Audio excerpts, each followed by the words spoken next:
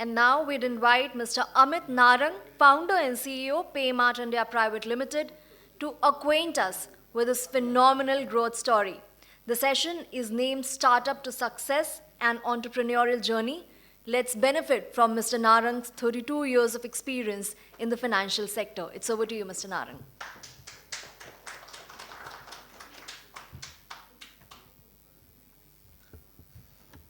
Thanks, Vinita, for inviting me to this wonderful event. I would start with my session with my brief introduction. I have around 32 years of experience in financial sector. Paymart, the current company, is in first company in India to launch virtual ATM. Before that, I had a startup in the name of FX Mart. FX Mart was acquired by Flipkart, and PhonePe is that company right now. So जो भी आप UPI transactions you are doing these days on PhonePe, that platform was developed by our company in 2014-15, and Flipkart acquired that company. So I started two startups thereafter. First startup was into the business of sports. We had 14 stores across country. We were first company to have online marketplace exclusively for sports goods. So during Corona, that business has gone shut, band ho gaya. Is time pe operations are not taking place right now. We plan to relaunch it in next year, 2023. The second startup, Paymart. As I said, we launched India's first virtual ATM. We are India's first company to launch virtual ATM. Globally, we are fourth company which has launched virtual ATM. India is basically a cash economy, and at the same time, India is a most ATM deficient country. आप और हम बहुत अच्छी जगह पे रहते हैं जहाँ पे कि हमें ATM ढूंढने की ज़रूरत नहीं पड़ती है, लेकिन 80% of the population has to travel long distances, say 5, 10, 15, 20, 25 kilometers to do banking or withdraw cash. So to address that pain for the customers of the banks, we have been working on this virtual ATM for last 4 years. We got RBI's approval in 2019, and it took almost 3 years to convince banks to design this virtual ATM. Right now, we have a tie-up with ICICI Bank. We have done more than 55,000 transactions for customers of ICICI Bank till date. We have already tied up with IDBI Bank. The launch is expected on 1st October by the MD of that bank. Axis Bank has also given its consent. Most probably in November, we will be launching that product with Axis Bank. Kotak Mahindra, AU Small Finance Bank. SBI has also given the consent to launch that product. So as I said, India is a cash economy, world's largest cash economy, and most ATM deficient country in the world. आप लोगों में से कितनों को लगता है कि cash खत्म हो जाएगा इंडिया में? किसी को नहीं लगता? ये पहला सेशन है जिसमें किसी ने हाथ नहीं खड़ा किया. अदरवाइज यूपीआई ट्रांजैक्शंस आजकल इतनी हो रही हैं और मुझे बहुत सारे क्वेश्चंस फेस करने पड़ते हैं कि यूपीआई आ गया है, कैश तो 5 साल की गेम रह गई है. लेकिन एक बहुत बड़ा फैक्ट है कि 90% of retail shopping in India happens in cash. आप जो दूध बाय करते हो, छोटी मोटी सब्जी बाय करते हो, ऑटो वाले को किराया देना, और इंडिया में 35 करोड़ हाउस होल्ड्स हैं. एक भी हाउस होल्ड नहीं है इंडिया में जिसके घर में कैश नहीं होगा. हालांकि वो यूपीआई ट्रांजैक्शंस कर रहा है, डेबिट कार्ड ट्रांजैक्शन कर रहा है, क्रेडिट कार्ड ट्रांजैक्शंस कर रहा है, लेकिन एक भी हाउस होल्ड इंडिया में नहीं है जिसके घर में कैश नहीं है. और एक भी हाउस होल्ड ऐसा नहीं है जो मंथली 5, 10, 15, 20, 25, 30 हज़ार रुपया कैश विड्रॉ नहीं करता है रिटेल शॉपिंग के लिए। लेकिन इंडिया जहाँ पे कि कैश की यूजेज इतनी है, रूरल और सेमी अर्बन पार्ट्स में ये बहुत एक पेनफुल एक्सरसाइज है, जिसमें लोगों को बहुत ट्रैवल करना पड़ता है कैश विड्रॉल के लिए, और हम उस प्रॉब्लम को सॉल्व कर रहे हैं। हमने एक ऐसा प्लेटफॉर्म बनाया जिसमें कि आपको किसी तरह की एटीएम मशीन में जाने की ज़रूरत नहीं है, किसी तरह की पॉज मशीन की ज़रूरत नहीं है, आपको debit card, credit card, ATM card किसी की ज़रूरत नहीं है। आपका जो स्मार्टफोन है वही एक्ट करता है एज ए वर्चुअल कार्ड, मतलब आपको यूज़ करना पड़ता है बैंक का मोबाइल ऐप कैश विड्रॉल के इंस्ट्रक्शन के लिए। और मर्चेंट्स जो शॉपकीपर्स हैं जो कि कैश जनरेट करते हैं, जिनको अपना कैश जमा करवाना होता है बैंक्स को, हम उन्हीं शॉप्स को कन्वर्ट कर रहे हैं एज ए वर्चुअल एटीएम। और शॉपकीपर को भी किसी तरह की ज़रूरत नहीं है हार्डवेयर रखने की, उसका स्मार्टफोन ही एक्ट करता है एज ए वर्चुअल एटीएम। तो इंडिया में हर एक महीने अराउंड 80 करोड़ ट्रांजैक्शंस होती हैं कैश विड्रॉल की।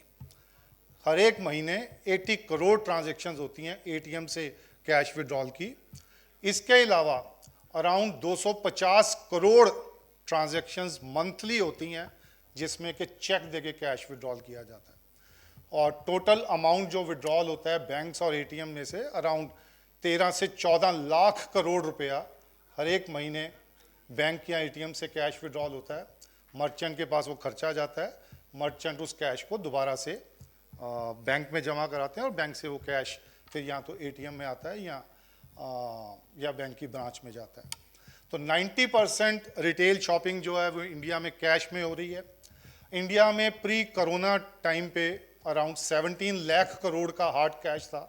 गवर्नमेंट ऑफ इंडिया जितना डिजिटाइजेशन करती है उतना ही उन्होंने पिछले 2 सालों में अराउंड 14 लाख करोड़ रुपया और प्रिंट किया है और मार्केट में इन्फ्यूज़ किया है।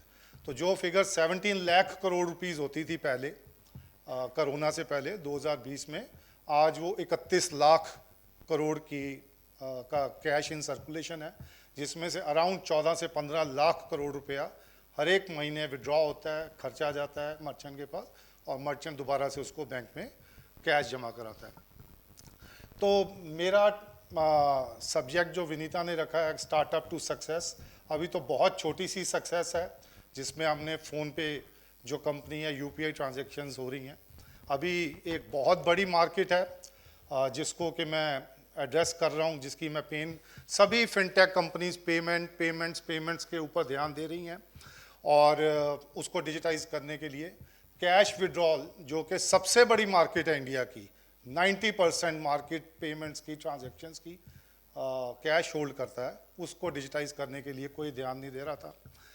हम उसके ऊपर ध्यान दे रहे हैं, डिजिटाइज कर रहे हैं कैश को, और हमारी जो रीच है वो पूरे कंट्री में होने वाली है। आने वाले टाइम में जैसे आज आप हर एक शॉप में पेटीएम, फ़ोन पे आपको हर एक शॉप में दिखता है, आपको हमारा प्रोडक्ट वी-एटीएम भी अगले 3 से 4 साल में हर एक शॉप पे दिखेगा।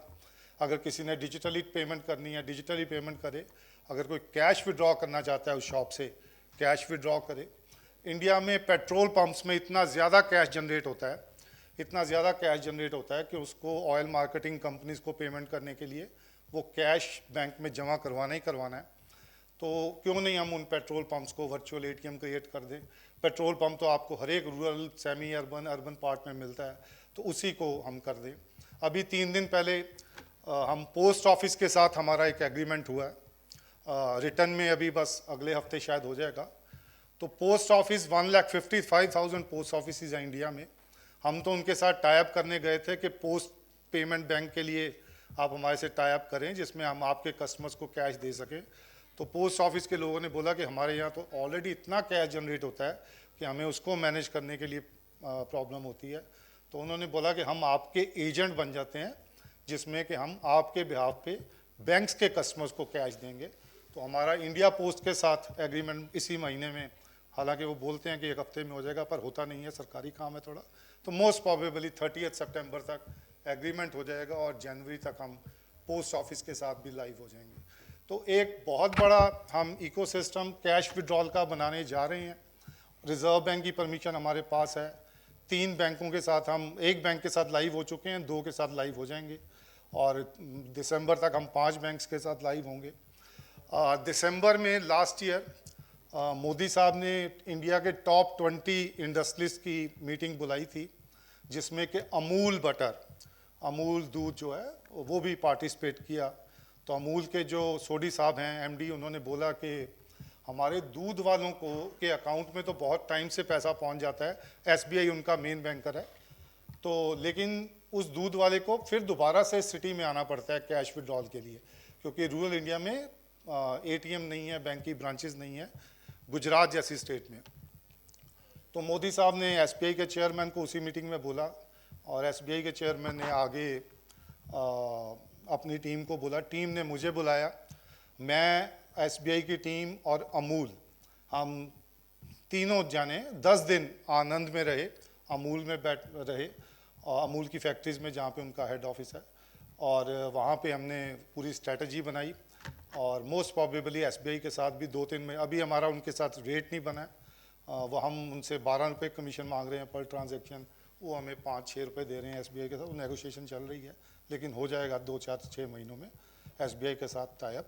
तो तब जाके जब हमारा वर्चुअल एटीएम लॉन्च हो जाएगा, तब मैं ज़रूर इस टॉपिक के ऊपर और बात करूंगा कि स्टार्टअप टू सक्सेस। अभी सक्सेस आनी है, जो फ़ोन पे कंपनी है बहुत छोटी सी सक्सेस थी मेरे लिए, प्लेटफॉर्म बिक गया, अच्छा अमाउंट आया, लेकिन वो बहुत छोटा एक स्टेप था सक्सेस की तरफ। अभी ये एक हम प्लेटफॉर्म जो बना रहे हैं, इस प्लेटफॉर्म पे बस मैं 2 मिनट और लूँगा।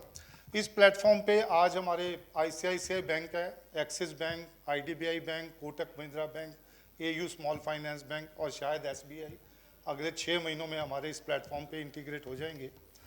तो आज तो हम इस प्लेटफॉर्म पे इन बैंक्स के लिए कैश विड्रॉ कर रहे हैं, तो आने वाले टाइम में जैसे यूपीआई में पेमेंट होती है या आरटीजीएस आईएमपीएस में पेमेंट होती है, जिसमें कि एक बैंक का कस्टमर दूसरे बैंक के कस्टमर को पेमेंट दे सकेगा, तो हमारी कंपनी पहली इंडिया की कंपनी है जो कि बैंकों के कोर बैंकिंग सिस्टम के साथ इंटीग्रेट कर रही है। बहुत जितनी भी बाकी कंपनीज हैं वो पार्शली इंटीग्रेट हैं बैंक्स के साथ, लेकिन हम कोर बैंकिंग सिस्टम के साथ उनके इंटीग्रेट हो रहे हैं, जिसमें कि हमारी एक्सेस है, कस्टमर के अकाउंट को डेबिट करते हैं, आज कैश पे कर रहे हैं, आने वाले टाइम में 2 या 3 सालों में हम एक बैंक के कस्टमर से दूसरे बैंक के कस्टमर को पेमेंट भी कर पाएंगे। तो जो वीज़ा मास्टर कार्ड आज आप बहुत बड़ा सेटअप देखते हैं, उसको बीट करना तो बहुत मुश्किल है इंटरनेशनली, लेकिन शायद इंडिया में हम उसकी एक रिप्लेसमेंट बन के अगले 3 सालों में उभर पाएँ। तो अगर वो कर पाया मैं, तो उस टाइम पे ज़रूर मैं इस बात पे डिस्कस करूँगा स्टार्टअप टू सक्सेस। अभी बहुत छोटी सक्सेस हुई है। तो ये मेरा छोटा सा प्रेजेंटेशन था। अगर आपसे कोई क्वेश्चन है तो आप ज़रूर मुझे पूछ सकते हैं। Do we have any questions? Yes, right there in the center.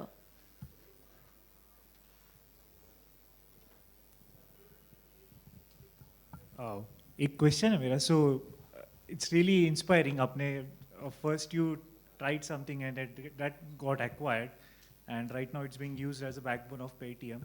मगर मेरा ये क्वेश्चन है कि how was the decision process कि आपने उसको buy out sold out करने का डिसीजन कैसे लिया and how did you move on to the your next venture? That's also हमने उस लाइसेंस को लेने के लिए 1 करोड़ रुपए की पेड अप कैपिटल की जरूरत थी। 1 करोड़ 2 लाख रुपए हमने इकट्ठा किया, उसके बाद मैं 1 रुपया रेज नहीं कर पाया। okay.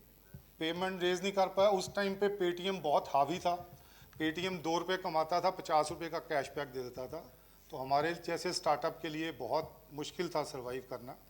और आज भी अराउंड 45 प्लस पीपीआई लाइसेंसेस हैं इंडिया में, लेकिन आप फ़ोन पे को जानते हो, पेटीएम को जानते हो, शायद मोबीक्विक को जानते हो, शायद फ्री चार्ज को जानते हो, कि 5वीं कोई कंपनी को आप नहीं जानते। तो अगर मैं ना बेचता तो मैं भी उन 40 कंपनीज में होना था जिसका कोई नहीं जानता, वैल्यू ऐसी हुआ है। Great. So you feel good about what you did? हाँ, तो वो भगवान करता है जो करता है। मतलब उस टाइम मेरा दिमाग खराब नहीं हुआ कि मेरे पास पीपीआई लाइसेंस है, भगवान ने इतनी कैश की शॉर्टेज कर दी कि मुझे बेचनी पड़ी। Yeah, that's really so true entrepreneur spirit, sir. हाँ, Thank you. तो बस वो हो गया। ये मनोज साहब ने करवाई थी deal.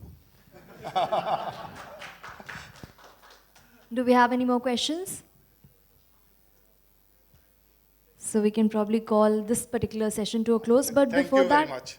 But before that, we'd request Mr. Narang, we'd request you to stay for a bit because, of course, we'd also felicitate you. And for that, I'd invite Dr. Vanita and Mr. Manoj Agrawal once again.